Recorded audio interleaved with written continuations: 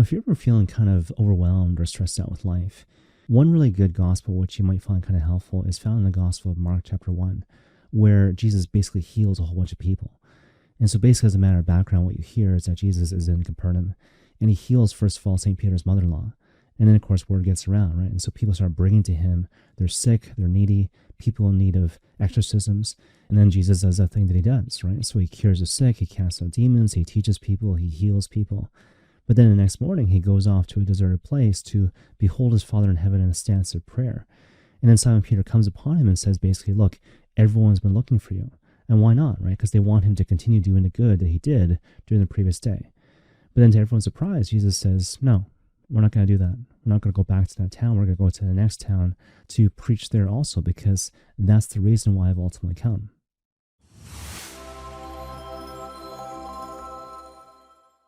Now, obviously, simple enough story, but there's a couple things I want you to notice here.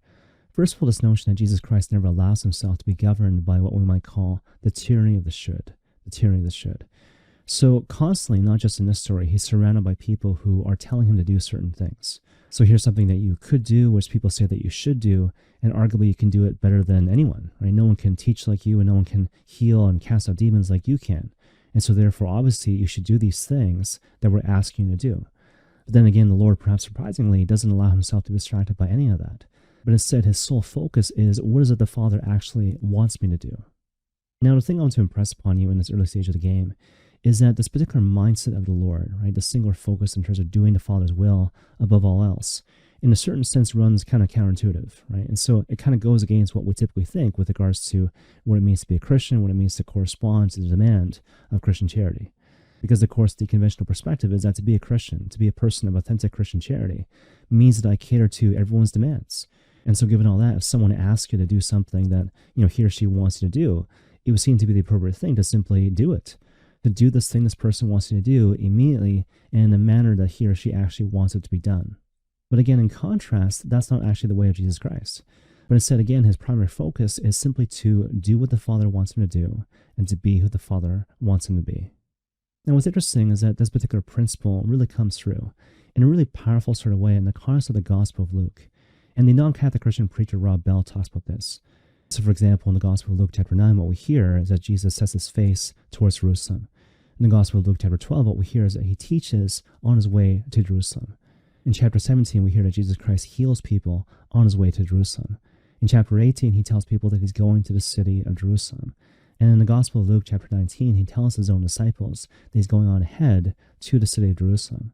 And after a while, in the words of Rob Bell, you get the sense that Jesus Christ is going somewhere, and that somewhere is Jerusalem. Now, just to close off that particular narrative loop, obviously the reason why Jesus Christ has his face set towards Jerusalem is because that's where he's ultimately going to go to suffer and die for the salvation of the world.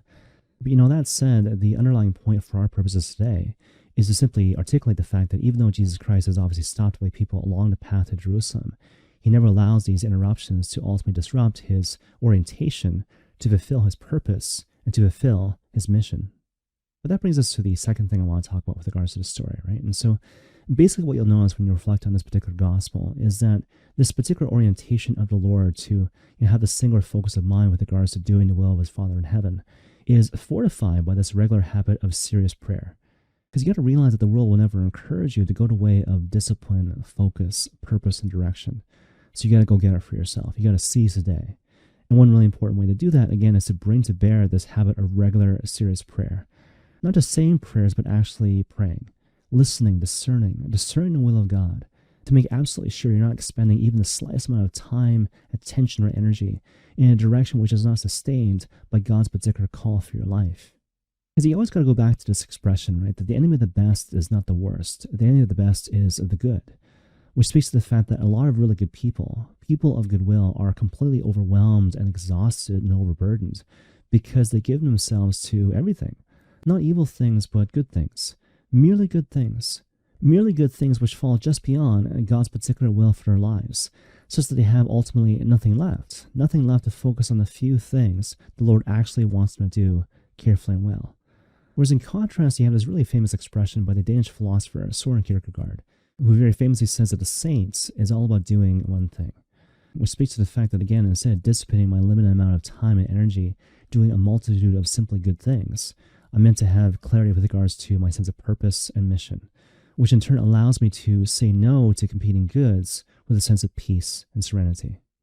On that note, I've always found it kind of interesting that you can always tell when someone hasn't really quite grasped this particular concept we're talking about today. Because even when they say no, it comes from this place of anger and frustration and agitation, as if the person is completely fed up. Like, no, get out of here, get out of my life, because I'm completely exhausted, I'm completely overwhelmed.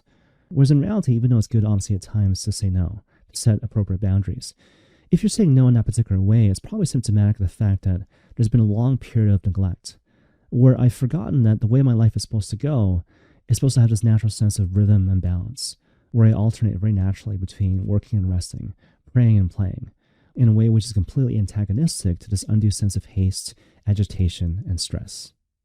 Now that said, obviously there's going to be moments and perhaps even seasons of haste where we're called to kind of pull ourselves out of this natural state of rhythm, at least for a certain period of time. But the thing I want to impress upon you is that those moments are still meant to be kind of few and far in between. So the example that comes to mind, Dr. Stephen Covey, who of course wrote that really famous book, 7 Habits of Highly Effective People, talks about this thing called a time management matrix, which is meant to help you establish a sense of priority based on things which are actually important and urgent. And so basically the way the thing is set up, imagine there's 4 quadrants based on 2 different spectrums with 2 different extremes. So important and non-important and urgent and not urgent.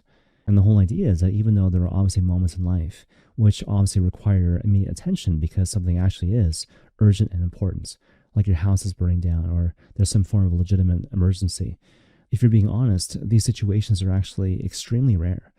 And the reality is that if your life is perpetually chaotic, in the sense that your mind is all over the place all the time and your heart constantly feels like an earthquake, probably is symptomatic of a certain kind of lack of organization or a certain forgetfulness with regards to the rhythm that actually the Lord wants you to observe in the context of your life.